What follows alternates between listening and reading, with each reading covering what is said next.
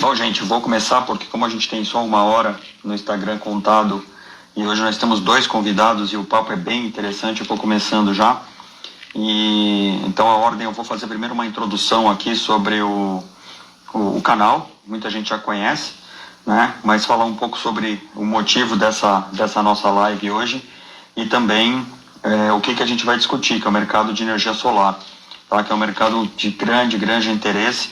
E hoje a gente vai contar com 2 convidados que são empreendedores e são caras que inovam nessa área. Ó, a Plug Solar entrou. Valeu, Nairo. Já te chamo.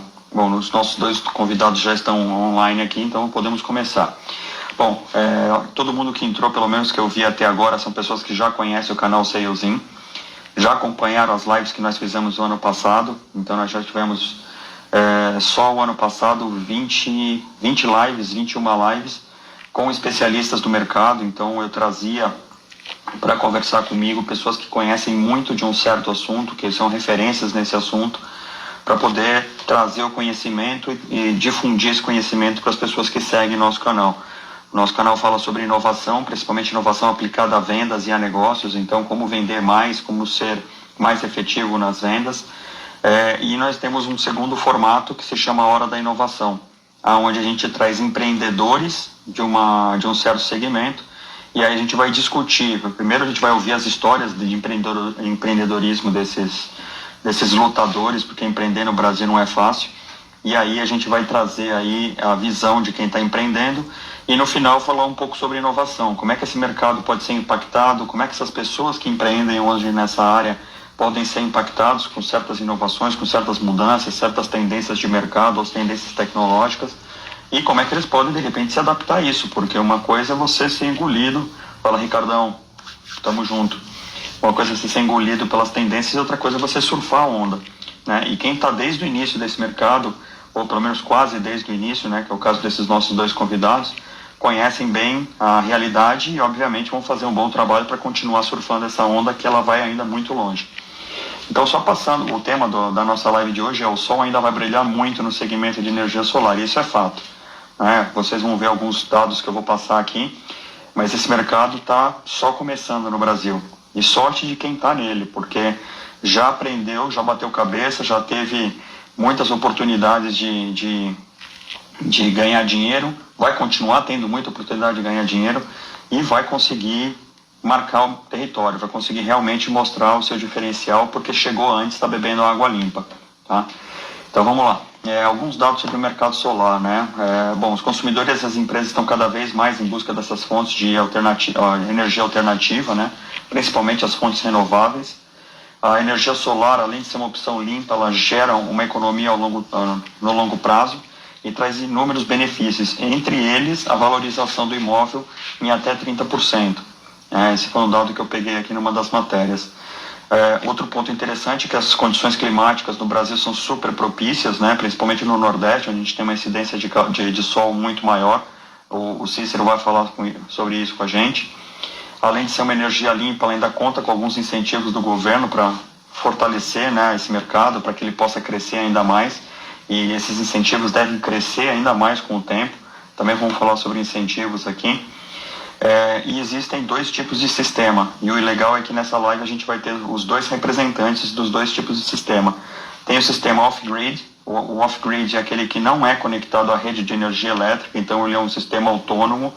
Você liga para poder, você monta todo o sistema de energia solar para poder gerar energia elétrica para funcionar algum equipamento ou alguma instalação, que é o caso do Cícero, ele vai falar sobre o sistema off-grid. E tem o sistema on-grid, que é aquele que é conectado à rede de energia elétrica, então tudo que você gera você consome, e o que tem de excedente você devolve para a rede e ainda ganha o dinheiro com isso. E essa é a especialização do Nairo, que é o nosso segundo convidado que vai entrar depois. Tá? O sistema on-grid acaba sendo a opção mais buscada e mais utilizada, né, porque ela é conectada à rede de energia elétrica. E aí você precisa de mais componentes, porque você precisa ter, além de toda a estrutura que você normalmente tem num painel solar, você também tem que ter um medidor bidirecional para poder medir o quanto que você consome da rede e o quanto que você devolve para a rede. E isso já está regulamentado no Brasil. Os componentes que fazem parte do sistema de energia solar é o painel fotovoltaico, o inversor, e no caso do on-grid você tem o medidor bidirecional. Pelo que eu andei vendo, a vida útil dos painéis solares é de 25 anos, né? E existem dois tipos de painéis, o monocristalino e o policristalino. Nairo e Cícero, que estão ouvindo aqui, que ainda não entraram, se eu falar qualquer besteira, pode teclar aqui, pode colocar nos comentários, tá? Que eu leio aqui. Tá? Isso aqui foi pura pesquisa, se eu estiver falando alguma coisa errada, vocês podem me corrigir. Uma coisa super interessante é que a economia na conta de luz pode chegar até 95%, e baseado nisso você consegue ter um payback do teu investimento de 5 a 6 anos. Então é dizer que se você tem um investimento, por exemplo, de 5, 6 mil reais, e você consegue retorno desse teu investimento, porque você não vai mais pagar energia elétrica, e parte do que você não consome ainda volta para a rede elétrica, você ainda consegue ter esse retorno, tá? E alguns dados do mercado: entre 2008 e 2017, no Brasil foram instalados 22 mil sistemas solares, quer dizer, praticamente em 10 anos foram só 22 mil sistemas. Só que só em 2019 já foram 121 mil, ou seja, esse mercado de 2019 para cá explodiu. Em 2020 o investimento foi de 13 bilhões de reais, ou seja, uma indústria que não para de crescer, está bombando.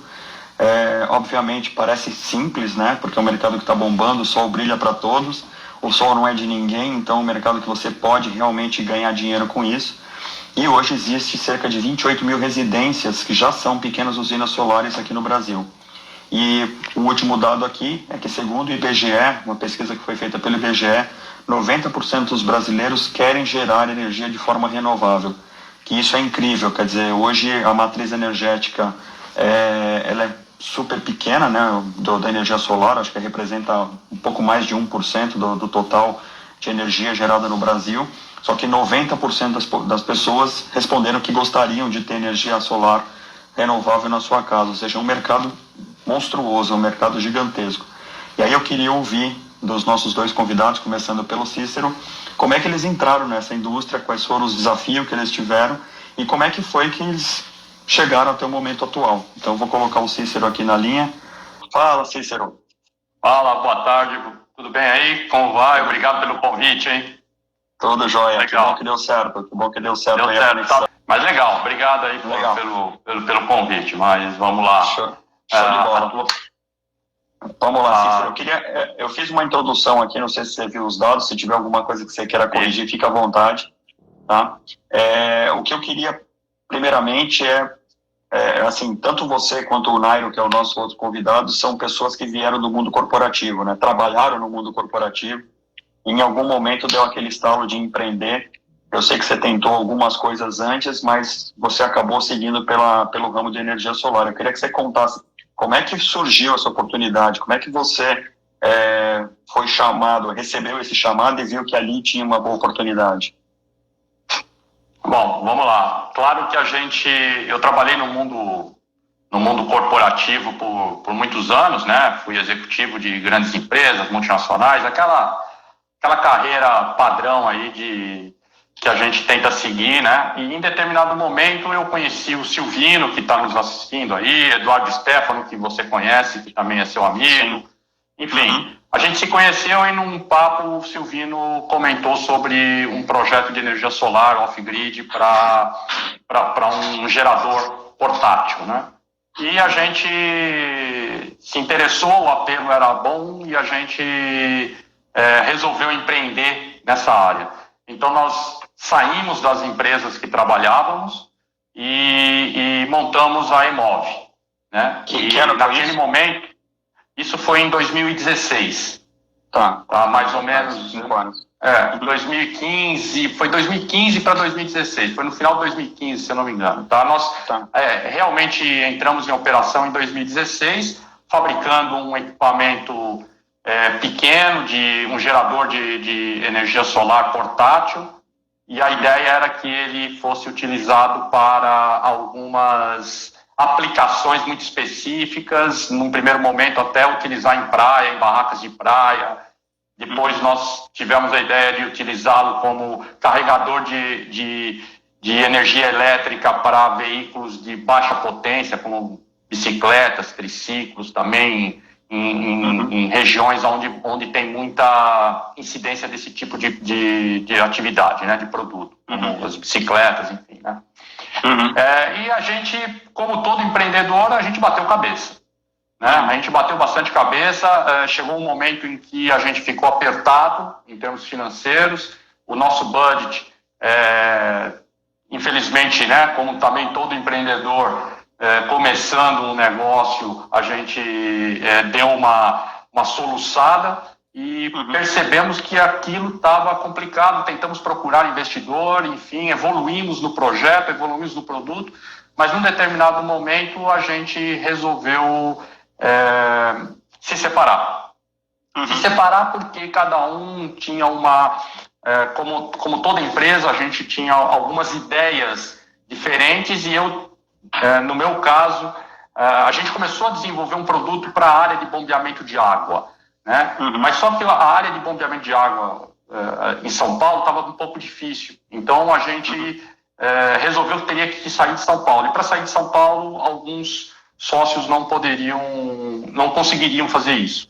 Então a gente se separou amigavelmente, o Silvino, o Eduardo e tal ficaram em São Paulo, entrou mais um sócio na empresa, já tinha entrado um pouco antes, que é o Ricardo, e está até hoje comigo, e a gente resolveu ir para o Piauí. Fiz uma pesquisa no Piauí, onde eu fui buscar no Piauí um mercado para geradores off-grid, né? Para locais, para residências onde não tinham energia elétrica.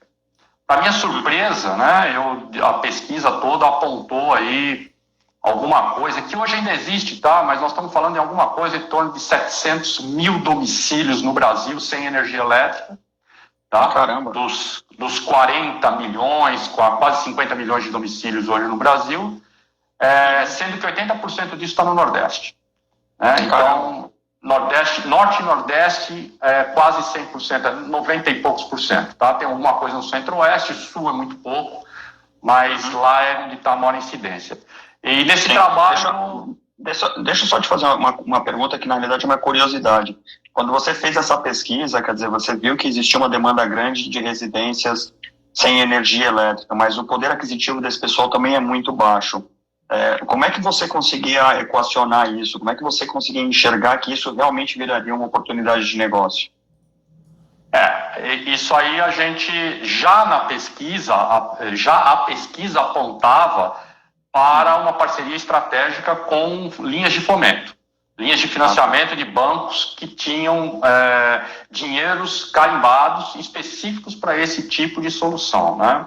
E eu trabalhei forte nisso, fui credenciado, a gente foi credenciado pelo Banco do Brasil e pelo Banco do Nordeste, né? E a gente, hoje no Piauí, eu sou só deve ter mais uma pessoa, só mais uma empresa lá no Piauí que é credenciada do Banco do Nordeste e Banco do Brasil. A maioria não tem esse credenciamento porque não consegue isso.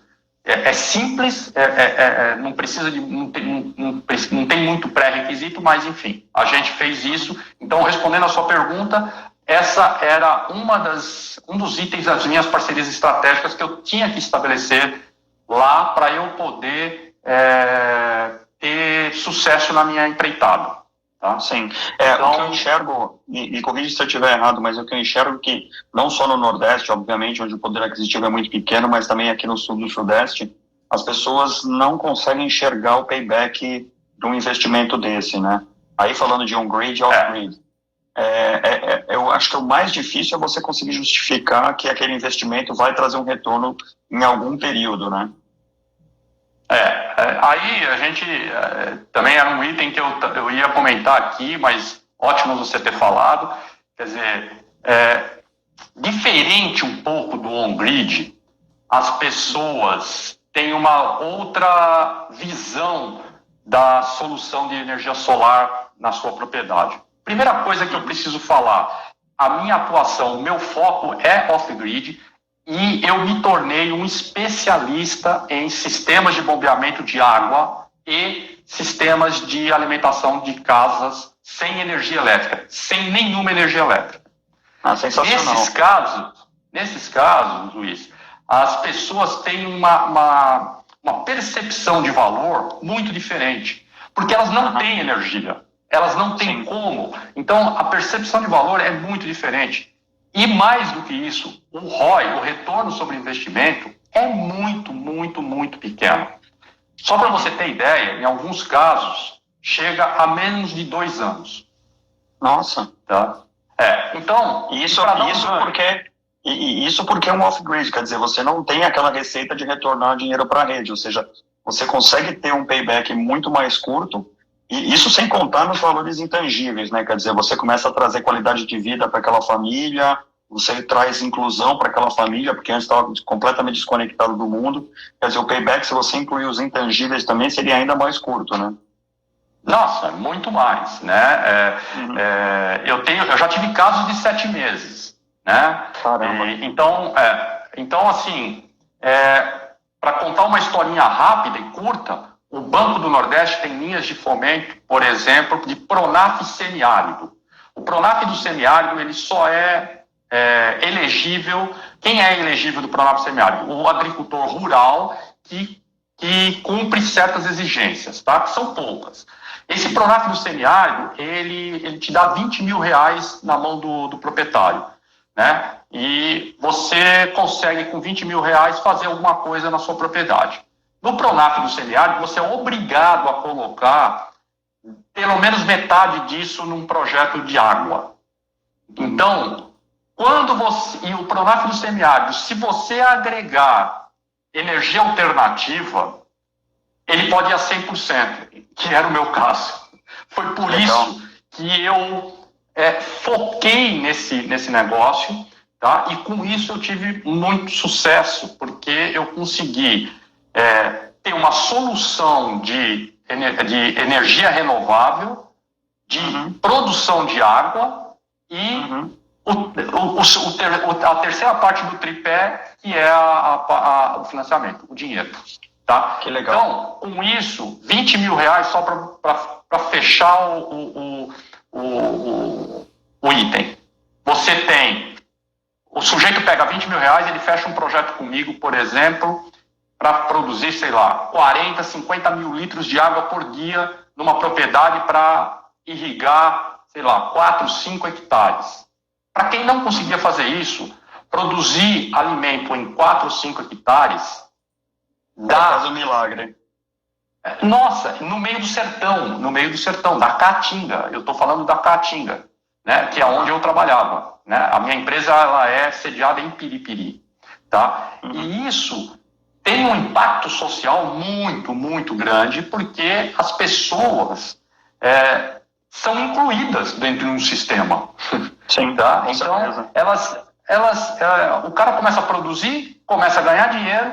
Como que ele paga o Pronaf? O Pronaf é 3 anos de carência, 2,5% ao ano de juros e até 9% para pagar.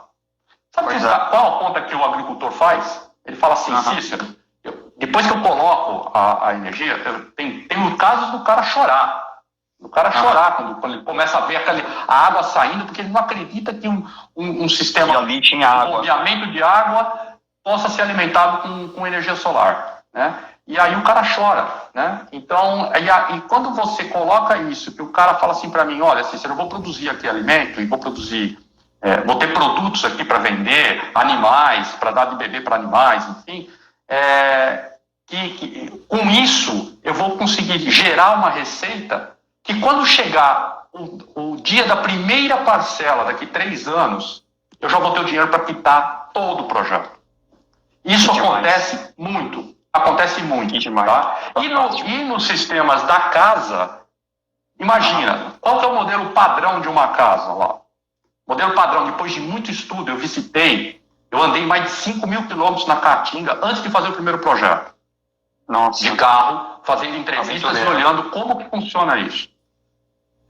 O sul do Piauí, o centro-norte do Piauí e a parte que tem a divisa com o Ceará é muito pobre e é muito seco. Então, para fazer curta, né, uma história longa, eles falam lá o seguinte, é o jargão deles.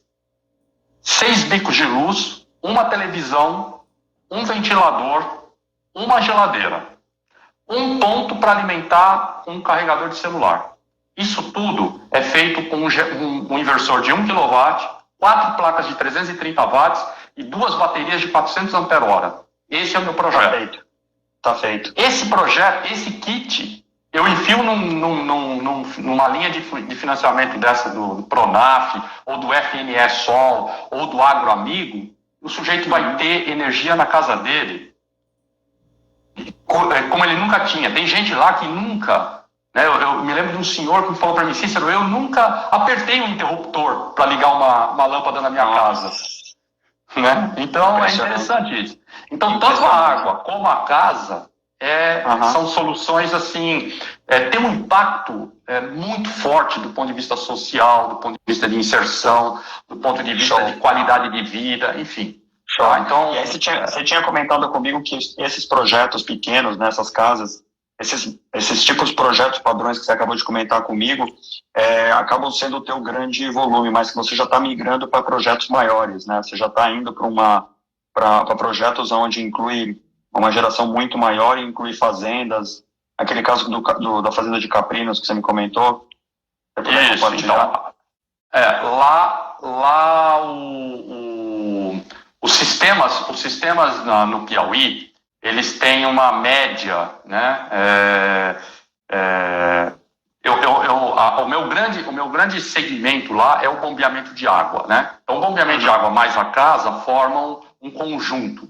Mas o bombeamento de água normalmente é onde tem mais apelo e é onde eu sou mais chamado para fazer. Tá? No bombeamento de água, eu tenho sistemas de 3 mil litros de água por dia, produção de 3 mil litros de água por dia, tá? Que isso roda uma casa com alguns animais e meio hectare de plantação, de irrigação, ou 1 hectare de plantação, dependendo da cultura, tá?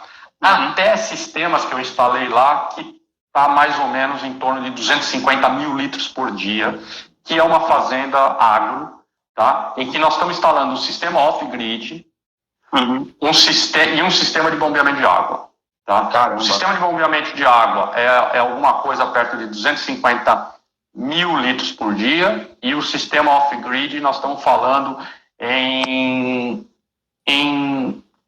agora eu esqueci, mas se eu não me engano são 5 só para a casa da fazenda e para a área em volta, a gente está trabalhando com 5 kW de inversores, tá? 10 kW de inversores, perdão, 10 kW de inversores. Então, assim, o sistema de bombeamento de água são quase 200 placas de 330, e o sistema da casa, nós estamos falando em mais ou menos umas 60 placas também, 60, 80 placas. E ainda tem a geração para a fazenda de Caprinos, né? Isso, e isso é na fazenda. A parte da indústria na fazenda, nós estamos fazendo o projeto agora. Ele é uma fazenda que cria caprinos, ovinos, e que eles têm lá um frigorífico, abatedouro e a criação. Tá? Caramba! Então, essa água é para alimentar, e é só para exportação. A carne, então ele vai criar, abater, montar e sair para exportação lá de dentro do Piauí. Esse local fica em Brejo do Piauí. Tá? Nossa, não aparece nem no mapa. Que é no sul do Piauí. Não, fica no sul do Piauí, uma cidadezinha de 5 mil habitantes, que para você chegar lá você tem que ter uma picape boa de suspensão para poder passar em todos os buracos que tem nas estradas e acessar essas fazendas. Que agora os fazendeiros lá se cotizam e arrumam, né? Legal. Mas enfim, comentário do Silvino aqui, né? Esse trabalho do Cícero é a prova de que quando se quer resolver um problema, tem solução. A água está lá, só não vê quem não quer, há séculos. Comentário bem pertinente. Então, o que o Silvino está falando é uma coisa que é interessante, porque você tem o Nordeste, o Piauí, o Ceará, está em cima de um aquífero de grandes proporções, tá? E em cima dele tem muito sol. Só para você ter uma ideia, a geração... Hoje o Piauí tem as maiores usinas, né, de energia solar do Brasil. Vai inaugurar esse ano a maior usina de energia solar da América Latina. Quer dizer, eles estão... se você montar um projeto em São Paulo, de uma usina, que você consome 1 milhão de placas, tá? Que isso é normal se fazer. Essa mesma usina no Piauí consome 700 mil placas. Por causa da incidência de sol. Claro, ela tem uma eficiência muito maior, né? Lá os meus cálculos são em torno de 6 kWh mês por metro quadrado. Fantástico. Uma última pergunta para você, até para a gente poder chamar também o Nairo para conversa. Nesse tipo de trabalho que você faz, bom, primeiro, sensacional, né? Parabéns pela tua iniciativa e por você conseguir desbravar um território inóspito e com um excelente retorno. A minha pergunta é a seguinte: você hoje, todos os seus projetos, eles são one shot, quer dizer, você levanta um financiamento, você instala e eventualmente que você tem ali uma manutenção pequena para limpeza de placas, troca de componentes, mas você em nenhum momento tem receita recorrente desses seus clientes, né?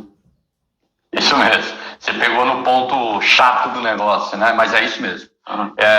Esse foi um grande desafio. Eu tenho projetos hoje para trabalhar com receita recorrente. Inclusive hoje recebi já as informações de um projeto que eu estou trabalhando, de um inversor, aonde eu posso colocar isso na casa do sujeito sem ele me pagar nada. Eu coloco tudo lá, instalo todo o sistema da casa, da bomba, tudo, e ele me paga isso por mês. Né? Isso, do ponto de vista técnico, já está praticamente resolvido. Eu só estou tentando resolver agora do ponto de vista jurídico. Tá? Que bacana. Isso vai dar uma boa evolução nos negócios para aqueles que ou não querem ou não conseguem financiamentos nos bancos por algum motivo. No teu caso, né, quando a gente fala de off-grid, principalmente dessas pessoas que para elas o retorno sobre o investimento ela está muito além do simplesmente o dinheiro, né? Tem toda a questão de inclusão. Mas a receita recorrente ela passa a ser importante praticamente para todos os negócios, porque você não perde mão daquele cliente, né? Você está sempre lá, você está sempre visitando, você está sempre atualizando alguma coisa, colocando mais uma placa, trazendo novos features. E da mesma maneira, quando você foi para lá, você foi pensando no solar, depois você virou um perfurador de poço e depois você já virou um especialista em irrigação. Quer dizer, você foi agregando serviços, você foi agregando know-how ao teu projeto, e que isso é fantástico. Eu acho que essa é uma lição muito importante para quem está assistindo, mesmo que não seja do segmento solar, né, mas pessoas que têm os seus próprios negócios, pensar que o mais importante é o relacionamento com o cliente. Uma vez que você entrou no cliente com um produto, você começa a identificar as necessidades que esse cliente tem e você começa a desenvolver outras capacidades para poder gerar receita para o teu negócio, né? Perfeito. É isso mesmo. Só para terminar, eu gostaria só de falar assim, um dos grandes desafios meus lá foi as parcerias, né? Eu fiz parcerias com a Emater, através dos engenheiros agrônomos que fazem os projetos, com as secretarias de agricultura, secretarias de meio ambiente das prefeituras, com os sindicatos de proprietários rurais, com os sindicatos de trabalhadores rurais, com as associações de classe que tratam de alguma forma dos proprietários rurais, Sebrae, bancos, né, os bancos de fomento, tanto o Banco do Nordeste, Embrapa, né? Então eu participei de muitos projetos, muitos eventos com eles, para eu poder divulgar isso para a população e também para eu agregar no meu produto uma brand, uma marca que eu não tinha lá e que o meu sotaque não me deixava ter muita credibilidade. E nada contra isso. É que é assim que funciona, né? É o bairrismo. E que um paulista está fazendo aqui, né? Então, a gente tinha que trabalhar muito forte em cima disso. Então, eu fiz bastante isso lá. Então, esse é um ensinamento uma coisa que eu aprendi, é um ensinamento que eu passo para as pessoas que quiserem empreender, que é muito importante as parcerias. Sem elas, você não anda. Sensacional. Cara, muito obrigado. Foi fantástico conhecer a tua história, conhecer o teu desbravamento aí, as tuas iniciativas, a tua inovação. Acho que serviu de exemplo para muita gente aqui. O Edson mandou parabéns, Cícero, pela grande iniciativa. Bastante gente entrando aqui. Legal. Cícero, obrigado pela tua participação. Vou te cortar agora, eu vou colocar o Nairo. Espero que você continue na linha aí. Qualquer comentário pode mandar aqui nos comentários do Instagram, tá? Legal, um abraço para você, um abraço a todos, obrigado pela audiência aí. Eu tô aqui, qualquer coisa também é só me chamar. Show. Sucesso, cara. Parabéns. Obrigado. Fantástico, cara. Baita história. Baita história. Ô, seu Nairo. Boa noite. Boa noite. Tudo bem?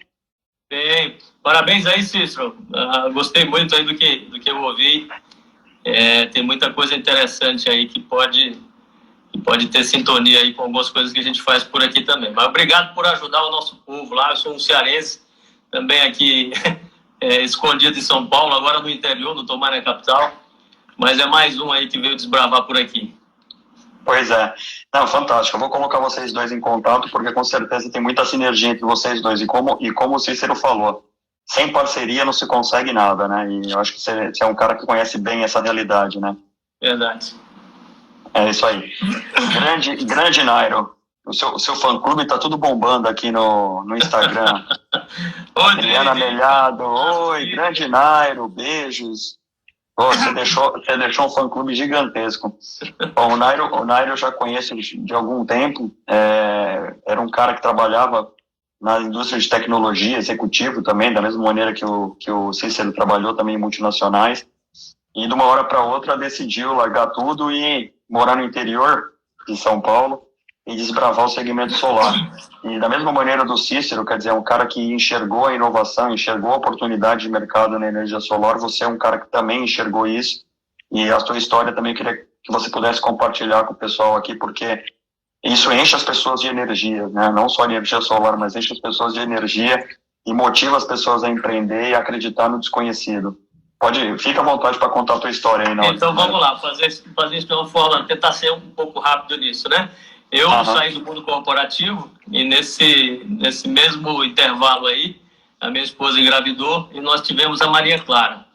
Isso em 2013, né? E a gente não queria, pensando muito de criar Maria Clara fora de São Paulo. E eu acabei vindo parar em Olambra, onde eu construí aqui, tenho parentes perto, o sogro mora perto de mim em Campinas. Então, quando a gente fez essa mudança, minha esposa também era do mercado de tecnologia. Quando nós atravessamos essa ponte, a gente usou aquela máxima, burn the bridge, né?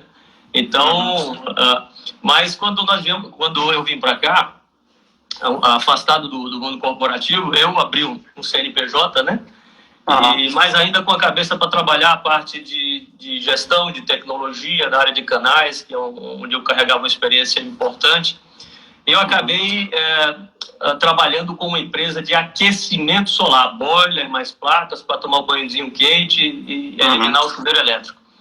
E quando eu comecei a fazer isso, estudar aqui a região, era um eixo de 100 cidades ao redor de Campinas, eu fui pesquisar um pouco mais, porque isso já faz 6 anos, quase 7 anos, e eu fui estudar a parte de fotovoltaica, porque eu sabia que isso era uma coisa que, além de gostar, de ter um interesse expressivo no segmento, eu entendia que isso podia ser o meu braço de trabalho doravante, né? E assim fui estudar, já que eu não tenho formação na área de engenharia elétrica, mas eu fui estudar isso na Unicamp, no Senai, enfim, e me cerquei de pessoas que entendem disso, né? Então eu estava trabalhando ali na gestão, no comercial, mas bem cercado, bem alicerçado, com pessoas competentes, com iniciativa, pessoas de excelente reputação e que não tinham medo de desbravar coisas novas. Legal. E como eu costumo dizer, casa de ferreiro, o espeto não pode ser de pau. O primeiro projeto foi na minha casa. Então, subindo no telhado, aprendendo a fazer, trazendo aqui os 2 engenheiros, mais o nosso técnico, fazendo juntos. Levamos 4 dias para montar a minha casa. Apanhamos demais por ser a primeira, né? Mas era uma curva de aprendizagem. E a gente foi desenvolvendo devagarinho. Há 6 anos era bem difícil você vender um projeto. Para você ter uma ideia, o custo atual para você montar a mesma usina, ele está mais ou menos 55% do preço que era há 6 anos atrás. Então caiu muito o payback de 4 anos para baixo. Quanto maior o projeto, mais curto o payback. Então, isso... Deixa eu só te interromper nesse ponto, porque eu acho importante falar. Isso aconteceu comigo, quer dizer, quando eu pensei em instalar energia solar na minha casa, o payback estava dando 8 anos. E aí eu pensei comigo, eu falei, daqui a 2 anos isso aí vai cair pela metade. E aí eu não investi na época esperando. Não investi hoje porque eu acho que também não vale a pena, porque daqui a 2 anos vai ter caído mais um pouco. Eu imagino que tem muito cliente que pensa a mesma coisa, quer dizer, eu vou deixar para depois porque esse negócio vai acabar virando uma carne de vaca e vai virar um negócio viável com um payback de menos de 1 ano. Eu acho que ainda vai demorar essa questão do payback de 1 ano. Existem 2 variáveis importantes aí nessa questão do payback. Quanto maior a incidência solar, como o Cícero lá no Piauí, e quanto maior a tarifa, mais curto o payback. São Paulo, para vocês terem uma ideia, a capital tem 15%, 18% menos de radiação solar do que tem aqui no interior. Então, o mesmo sistema, como o Cícero deu o exemplo, né? 1 milhão de painéis, 700 mil painéis, a mesma coisa nós falamos que São Paulo tem que ter 20% a mais de painéis para gerar a mesma coisa. Mas, voltando para o início aí da Plug Solar, a gente tinha um papel, eu sempre tive, e aí era um estilo pessoal meu, de fazer a questão da educação. Então, eu tinha um papel de educar e de responder todas as perguntas e de conhecer quais são as dificuldades, quais são as dúvidas das pessoas, né? E começar a trabalhar isso e colocar isso também do nosso jeito de trabalhar, de apresentar, de comercializar as nossas soluções. Não tinha só a parte de aquecimento. Muita gente confundia aquecimento com fotovoltaico. Os dois são energia solar, só que um é térmica. Ele pega o calor e esquenta a água que vai para aquela garrafa térmica gigante, que é o boiler. E a fotovoltaica que aproveita a luz, né? Então, foi um começo onde a gente teve que trabalhar muito a questão da educação, porque as pessoas viam, achavam caro, mas aí o vizinho colocou, à medida que foram perdendo o medo, né? Essas coisas, aí a coisa foi deslanchando, né? A gente teve bastante... a Plug Solar cresceu em função das indicações, ou seja, aquele cara que fez o projeto, a usina com a gente... ele não só gostou da execução, mas também gostou do atendimento, do do pós-venda, né? Que é um aspecto super importante em qualquer segmento de negócios, né? E eu sempre disse o seguinte, não vou além do que o meu braço alcança, né? E usando a máxima que Jesus ensinou, faça pelo outro o que você gostaria que fizesse para você mesmo. Sim. Então, sempre procurando dar um atendimento. Quantas e quantas vezes eu fiz visitas que não geraram negócio, mas gerou 1 ano e meio depois, né? E quantas e quantas vezes um determinado projeto, ele acabou tendo pouco ou nenhum retorno financeiro em função de diversas coisas que precisou fazer, né? Então, teve uma curva de aprendizado muito importante aí, desde 6 anos para cá. Mas hoje a gente pode dizer, Luiz, que eu pego muito projetos residenciais de casas em construção. Então, eu levo soluções de aquecimento de piscina, aquecimento de banho, soluções de hidráulica de casa, casa de máquinas, a parte de aquecimento de fotovoltaico. Além de projetos de aquecimento da parte industrial. A gente tem um case muito bacana aqui em Olambra, a Cidade das Flores, né? Tem uma cooperativa que chama-se Velling.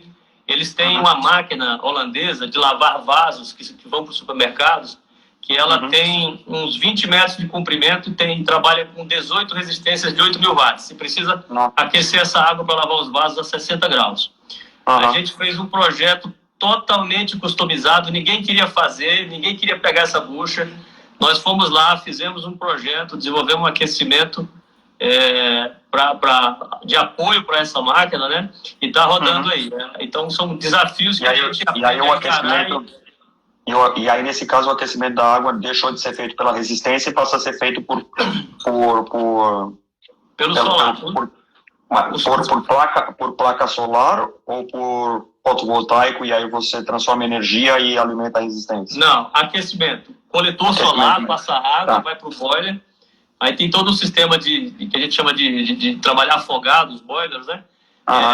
Ele eleva a temperatura e a resistência trabalha só como apoio, só quando precisa daquele plus, né? Isso dá... Esse foi um projeto que daria um payback de 7, 8 meses. Pois é. Porque o volume de energia consumido pela máquina é muito grande. Legal. O Cícero fez um comentário aqui para me estimular a investir nisso. Ele falou: quanto mais tempo você demora para instalar, mais você vai pagando para a concessionária. Né? Quanto antes você entrar, mais rápido você deixa de desembolsar. Isso é verdade.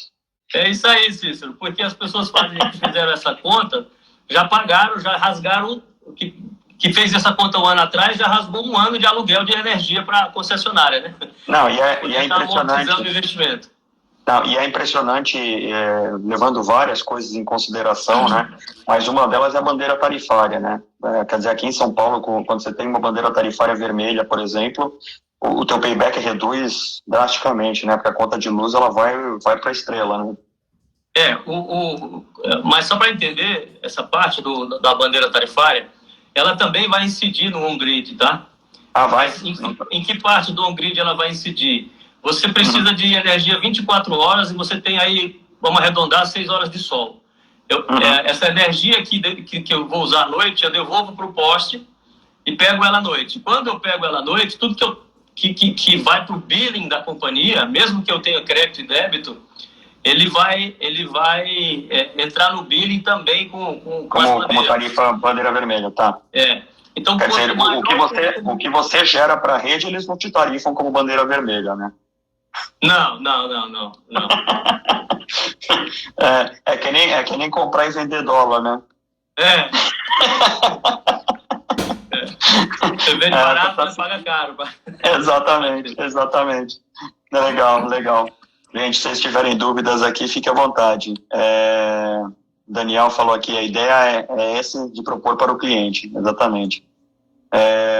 A Adri está perguntando, Nairo, você acredita quanto tempo o mercado vai investir em solução de energia solar para carros elétricos? Isso é um assunto que eu queria abordar aqui também. Eu acho que o tema carros elétricos é algo que requer 2 ou 3 lives aí para a gente discutir. Imagina a gente vai ter uma live sobre carros elétricos. Esperamos que o convidado esteja disponível. O Silvino está me ajudando nessa também. O que eu acho que eu vou ver nos próximos anos é o seguinte: os carros elétricos, eles têm em torno de 10 mil componentes ou menos. Os carros movidos a combustão têm mais de 30 mil. Então, imagina que para você fazer manutenção num carro elétrico é totalmente diferente, absurdamente ínfimo comparado ao carro a combustão. Então, eu vou ver nos próximos anos a situação seguinte, que cada local pode ter lá assim como tem os parquímetros fora do Brasil, né? Que você estaciona, não precisa dar para ninguém, põe a moeda ali e tal. Nós vamos ter os carregadores nos diversos locais, né? No escritório, em todos os locais, e você espetou ali e aquele cabo do teu carro lá, ele já vai bilhetar no teu cartão de crédito, então você já vai ter usinas que vão gerar energia para esses carregadores, enfim. Eu acho que isso é um caminho sem volta e eu espero que seja rápido. Estou louco para comprar meu carro elétrico, mas eu preciso vender muito fotovoltaico ainda para isso. Essa live vai te ajudar a vender um monte. Campinas e região assistindo em peso aqui. Agora, pode falar. Eu sou um fãzaço do carro elétrico, cara.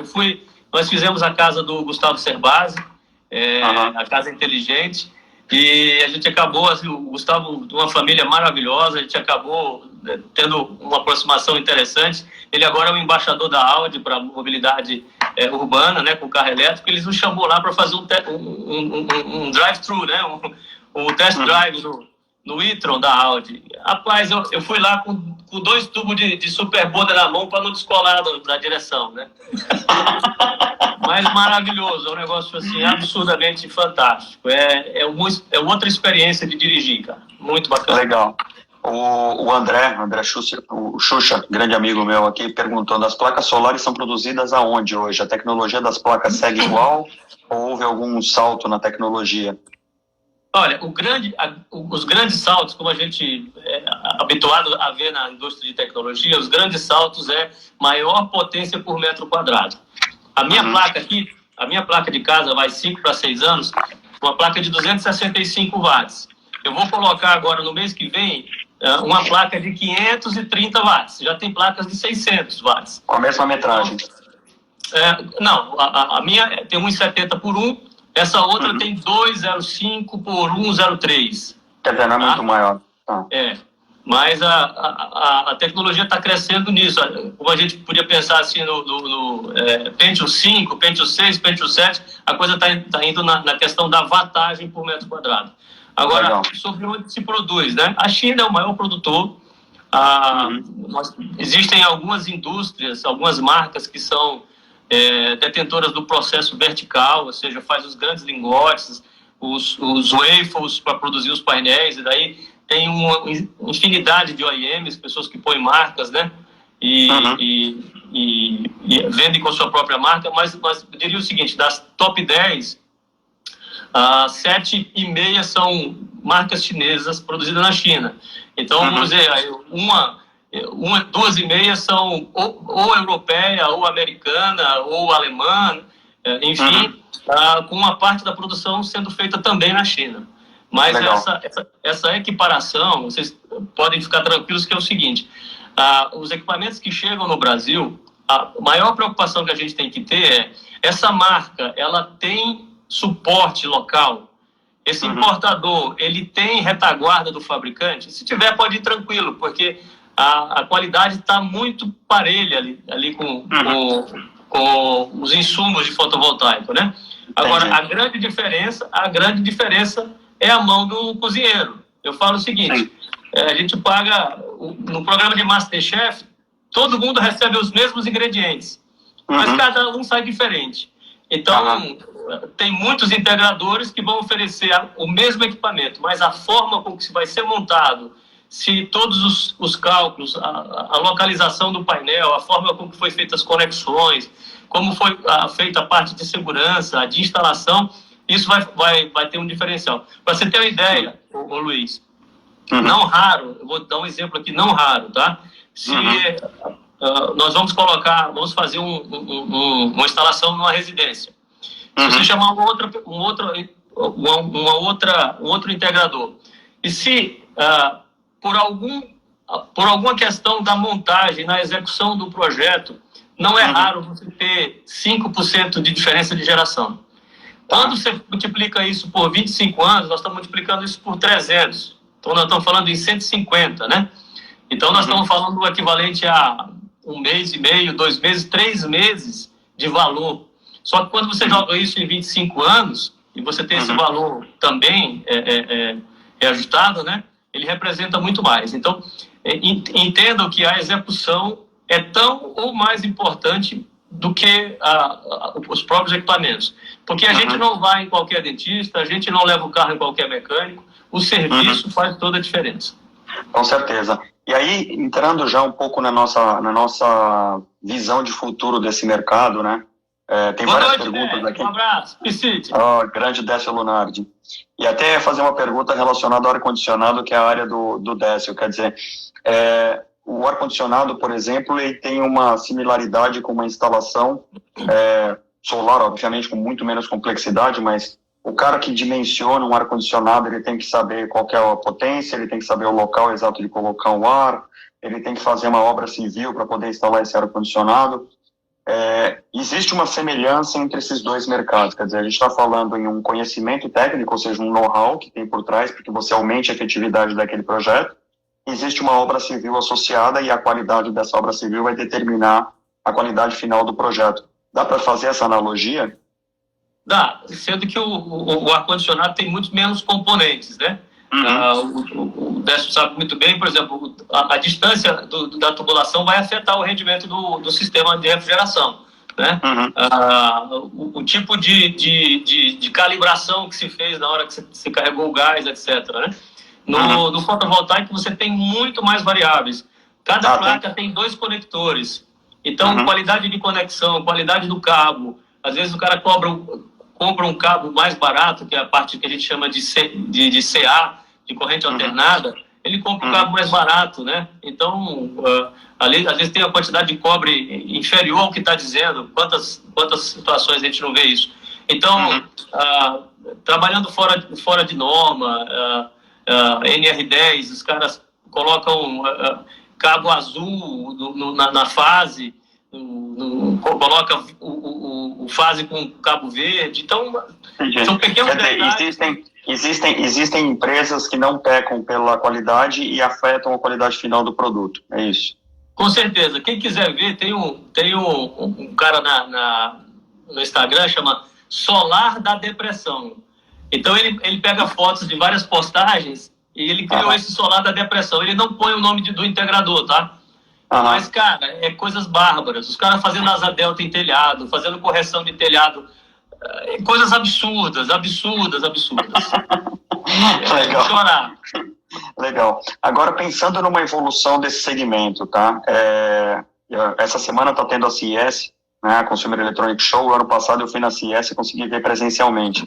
Existem várias soluções de solar muito, muito avançadas. Obviamente, o preço disso ainda vai demorar para cair, mas existem já janelas com solar, telhas com solar, painel solar flexível, painel solar praticamente quase com adesivo.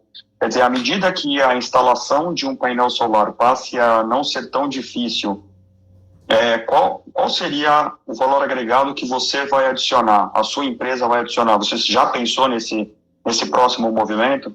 Com certeza. O grande impedimento disso daí é a escala comercial, né? Mas imagina o seguinte, todo mundo, em São Paulo, 90% mora em edifício. Não dá para colocar painel, menos que você mora na cobertura e o condomínio autorize. Então, se eu puder aproveitar todas as janelas para mitigar um pouco dessa conta, já tem um ganho aí, não é? Então, prédios comerciais, shopping centers, ou seja, toda área que tiver limitação de telhado, qualquer coisa que eu possa colocar na vertical, com filmes finos, isso vai gerar tem aí um novo oceano para navegar, né? Sim,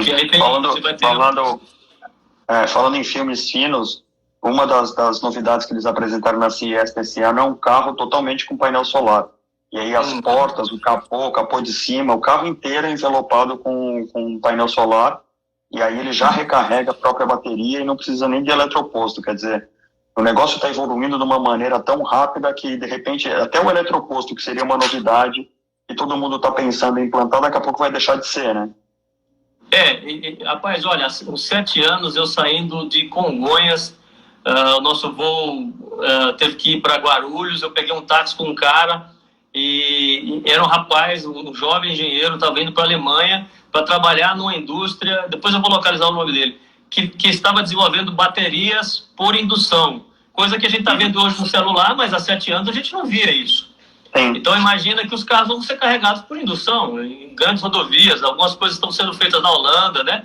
Coisas desse tipo. A gente ainda vai ver o grande breakthrough dessa tecnologia é a capacidade de armazenamento, velocidade de recarga, malha de distribuição de recargas, né? E, com certeza, o ganho de escala econômica. Sim. E como é que você vê a tendência de você ter grandes áreas cobertas, por exemplo, edifícios públicos ou edifícios comerciais que são muito grandes, e esse edifício ele fica repleto de painéis solares e ele vira uma usina para distribuir para toda a vizinhança? Isso você enxerga como uma oportunidade para a tua empresa ou você enxerga como uma ameaça porque você perde todos os clientes que estão em volta? Não, eu não vejo ameaça, sabe por quê, Luiz? Porque tem tanto telhado aí para se colocar energia que se eu viver 100 anos eu não vou conseguir colocar tudo, entendeu?